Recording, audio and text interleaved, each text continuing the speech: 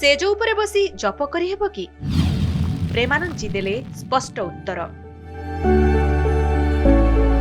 वृंदावन सन्थ प्रेमानंद महाराज एक भिडियो एबे भाइराल हेबारे लागिछि।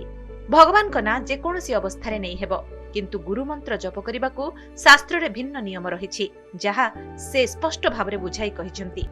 अनेक समय मनरे प्रश्न आसे, सबु स्थान एवं सबु अवस्था रे भगवान का ना जप करि हेबो कि नाही, विशेषकर शौचालय कि सेज उपरे नाम जप करने को नहीं भ्रम आम मनरे रही थाए। एने प्रेमानंद जी पाखक आसीथिबा जने महिला श्रद्धालु प्रश्न करथिले आ स्पष्ट भाव में बुझाई कहिथिले। प्रेमानंद जी कहिले, शास्त्र रे नाम जप एवं गुरु मंत्र जपर अलग अलग नियम रही एवं एथिपाई भिन्न भिन्न मर्यादा भी रही।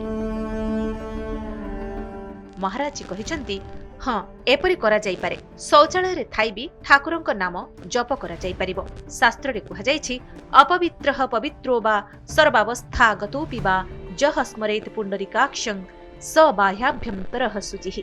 अर्थात व्यक्ति पवित्र कि अपवित्र जेउ अवस्था थाउ ना कहीं, जदि से भगवान को स्मरण करुछि ताहले तार अंतर बाहर सब पवित्र हो जाए। प्रेमानंद जी एकथा भी कहिसंती, जदियो गुरुमंत्र को नहीं किछि नियम कुहा जाईछि, जेउ सज्जा उपरे गृहस्थ धर्म पालन करा जाउछि ता उपरे बसी गुरुमंत्र जप करिबा अनुचित। सेहिपरि शौचालय किंबा कौनसी अपवित्र स्थान रे गुरुमंत्र जप वर्जित अटे, किंतु भगवान को ना जप करिबा एही नियम ठारू अलगा। नाम जप जेकोसी अवस्था रे करा जाई पारे, से शौचालय रे हेउ बा सेज उपरे हेउ।